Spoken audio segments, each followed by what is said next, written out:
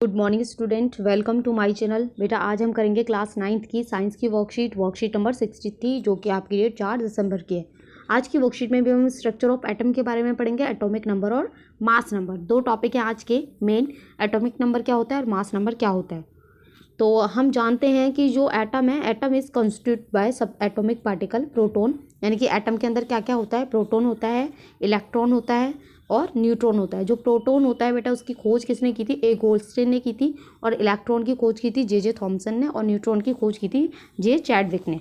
ठीक है, ये आपको पता होना चाहिए। Proton and neutrons are present in the nucleus. जो प्रोटॉन और न्यूट्रॉन होते हैं ये आपके न्यूक्लियस के अंदर होते हैं। ठीक है, of the atom and electron are revolving around the nucleus, यानी कि प्रोटॉन प्लस न्यूट्रॉन ये हो गए आपके न्यूक्लियस, और जो इलेक्ट्रॉन है वो इसके आसपास रिवॉल्व करते हैं। ये मैंने आपको समझाने के लिए बना दिया है। ठीक है, the total number of proton present in the nucleus of N atom is called atomic number. यानी कि न्यूक्लियस के अंदर जो प्रोटॉन और न्यूट्रॉन दो होते हैं, जिसमें से जो प्रोटॉन होते हैं उसको ही हम क्या कहते हैं, एटॉमिक नंबर। यानी कि अगर हमारे पास हम कह रहे हैं कि किसी का प्रोटॉन नंबर जो है वो 12 है, तो यानी कि इसका एटॉमिक नंबर भी क्या हो जाएगा, 12 हो जाएगा। क्लियर है। It is donated by Z से डिनोट करते हैं एटॉमिक नंबर को। The number of electron in an atom is equal to the total number of proton present in it. यानी कि जो इलेक्ट्रॉन होते हैं किसी एटम में वो किसके इक्वल होते हैं, प्रोटॉन के इक्वल होते हैं। P इज इक्वल टू ई, यानी कि मैंने भी क्या बताया, अगर 12 प्रोटॉन है तो इलेक्ट्रॉन भी कितने होंगे, 12 होंगे। Therefore the net charge of N atom is 0 और न्यूट्रल। अगर भाई हमारे पास प्रोटॉन भी 12 है और इलेक्ट्रॉन भी 12 है तो क्या होगा, नेट चार्ज 0 हो जाएगा। But when atom loses or gain electron, the balance of electron and proton get distributed and it become charge। यानी कि क्या होगा, अगर कोई प्रोटॉन ले रहा है, इलेक्ट्रॉन दे रहा है या ले रहा है, तो क्या होगा उससे, या तो वो गेन कर रहा है या लॉस कर रहा है, उससे क्या होता है, या तो वो पॉजिटिव चार्ज हो जाता है। पॉजिटिव कब होता है, जब वो इलेक्ट्रॉन लूज करता है ना, छोड़ता है तो पॉजिटिव हो जाता है, और लेता है तो नेगेटिव चार्ज हो जाता है, और फिर वो आयन बना देता है। चलिए मास नंबर पढ़ लेते हैं। मास ऑफ वन प्रोटॉन जो है इज टेकन 1 यूनिट, 1 यू लिखते हैं उसको। चार्ज, और जो चार्ज होता है उस पर +1 होता है। सिमिलरली मास ऑफ न्यूट्रॉन, जो न्यूट्रॉन होता है उसका मास जो होता है वो भी 1 यू होता है, लेकिन इस पर जो चार्ज होता है 0 होता है। ठीक है, न्यूट्रॉन पे चार्ज 0 होता है और प्रोटॉन पे चार्ज +1 होता है। Mass of electron is very small, बहुत छोटा होता है इलेक्ट्रॉन का मास। डेट इज़ नेग्लिजिबल, जिसको हम इग्नोर कर देते हैं। And charge of take charge क्या होता है, -1 होता है।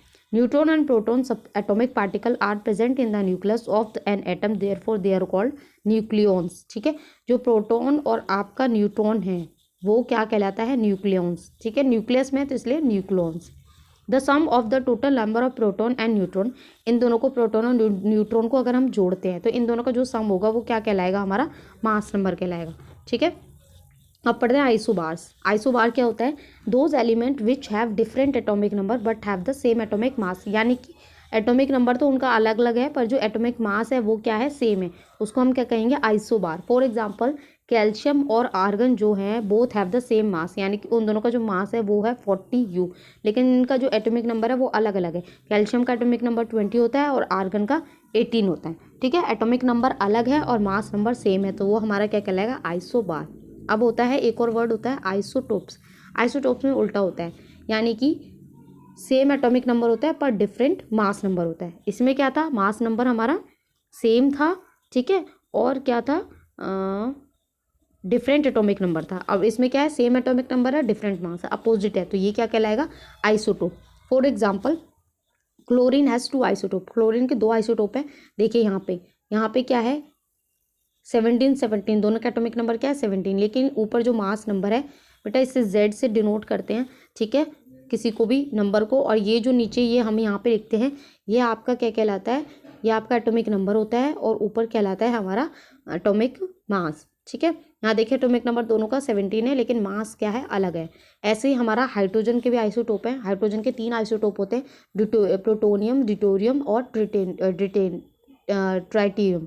ठीक है, प्रोटियम में क्या होता है, दोनों में 1 होता है, यानी कि मास नंबर भी 1 है और आपका एटॉमिक नंबर भी 1 है। यहाँ पे एटॉमिक नंबर 1 है, देखिए तीनों में एटॉमिक नंबर 1 है, सेम है ना, सेम एटॉमिक नंबर होना चाहिए, लेकिन मास नंबर अलग है। यहाँ 1 है, यहाँ 2 है, यहाँ 3 है। The mass number of atom is taken as an average of atomic mass of its form as percentage of existence of its isotope form. यानी कि मास नंबर जो है किसी एटम का, उसको हम एवरेज एटॉमिक मास नंबर ले सकते हैं। कैसे? Example sample of chlorine, chlorine लिया हमने, यहाँ देखिए एटॉमिक नंबर दोनों का कितना है 17, ठीक है। Are present in 75% and 25% then the mass number. अब यहाँ आप इसका रेशो निकालोगे तो बेटा 17 का डबल होता है, अगर हम देखें 17 का डबल होता है 34, ठीक है। तो आप इसके हिसाब से जब 35 दोगे तो 75% हो गया एंड 25% हो गया इसका मास नंबर। तो आप क्लोरीन का देखिए इन्होंने कैसे निकाला है, 35 होता है इसका हमारा मास नंबर इंटू 75 अपॉन में 100 प्लस 37 इंटू इन दोनों को ऐड करके निकाला है, तो ये कितना आएगा 35.5 यू। अब आइसोटोप जो है उसका कुछ यूज़ भी है। कैसे है? सर्टन आइसोटोप जो होते हैं वो रेडियो एक्टिव प्रॉपर्टीज़ होती हैं और which is used in several way, बहुत तरीके से उनका यूज़ किया जा सकता है। लाइक आयोडीन, आयोडीन में क्या होता है, isotope is used in treatment of goitre. Goitre एक बीमारी होती है ना, गले में जो हो जाती है, हिंदी में गेंगा कहते हैं, आपने सुना होगा, ठीक है।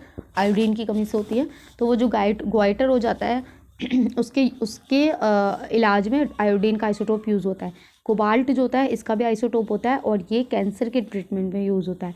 And isotope of uranium, uranium जो होता है उसका जो आइसोटोप होता है बेटा वो fuel as a fuel use होता है न्यूक्लियर रिएक्टर। न्यूक्लियर रिएक्टर आपको पता होगा, तो उसमें एज ए फ्यूल यानी कि ईंधन के रूप में काम होता है, जैसे गाड़ी में petrol as a fuel use होता है, ऐसे ही। चलिए क्वेश्चंस करते हैं बेटा। फर्स्ट क्वेश्चन है व्हाट आर न्यूक्लियॉन्स, तो आपका न्यूक्लियॉन्स क्या है, फर्स्ट का आप आंसर एग्जैक्टली यहाँ से दिया हुआ है, आप यहाँ से इसका आंसर लिख देंगे, ठीक है। तो ये आपका हो गया फर्स्ट का आंसर। चलिए सेकंड देखते हैं।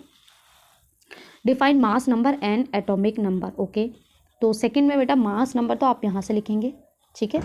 सेकंड हो गया ये आपका, इसके बाद आपका सेकंड मास नंबर हो गया और इसमें एटॉमिक नंबर आप यहाँ से लिखेंगे, यहाँ से। The total number of proton present in the nucleus of N atom is called atomic number. ये आपका सेकंड का हो गया, मास नंबर वहाँ से और एटॉमिक नंबर यहाँ से।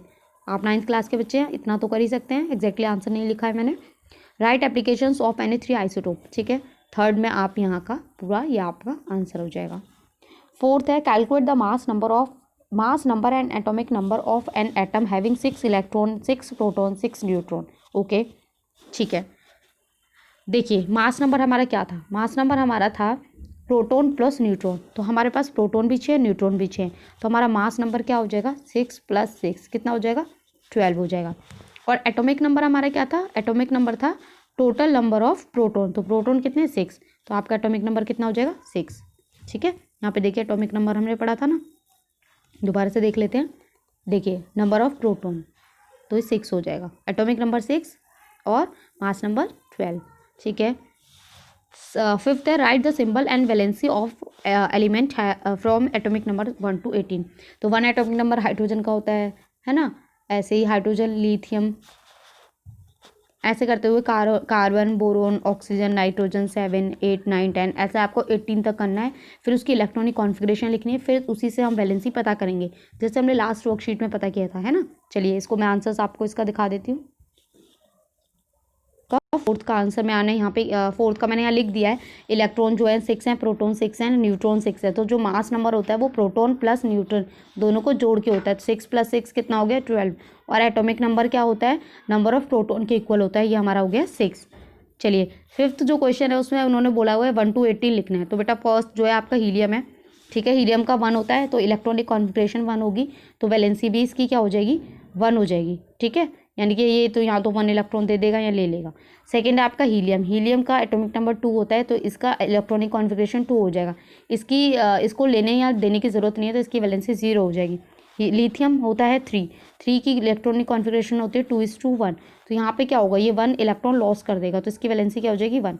मैंने कल बताया था जिसका इलेक्ट्रॉनिक कॉन्फ़िगरेशन में आउटरमोस्ट शेल में 4 तक आए तो उसकी जो वैलेंसी होगी वो वही होगी, यानी कि इसकी 1 होगी, इसकी 2 होगी, इसकी 3 होगी, इसकी 4 होगी, है ना। अगर 5 या 5 से ज़्यादा है तो उसकी वैलेंसी 8 कंप्लीट करेगी, यानी कि 5 है तो मैं इसमें क्या करूँगी 3 कर लूँगी। ऑक्टेट कंप्लीट करना पड़ता है ना, 8 इलेक्ट्रॉन करने हैं, तो इसमें 3 वैलेंसी होगी। इसमें 2 चाहिए 2 वैलेंसी होगी, इसमें 1 चाहिए 1 वैलेंसी होगी, इसमें कुछ नहीं चाहिए 0 वैलेंसी होगी, इसमें 1 है तो 1 को ये हटा देगा तो 1 वैलेंसी हो गई, ठीक है। ये देखिए मैंने 18 तक किया हुआ है, आर्गन तक किया हुआ है, तो यहाँ आपकी वर्कशीट कंप्लीट होती है। आई होप आपको अच्छे से समझ में आई हो। तो प्लीज़ वीडियो को वीडियो पे कमेंट करें, लाइक करें, शेयर करें।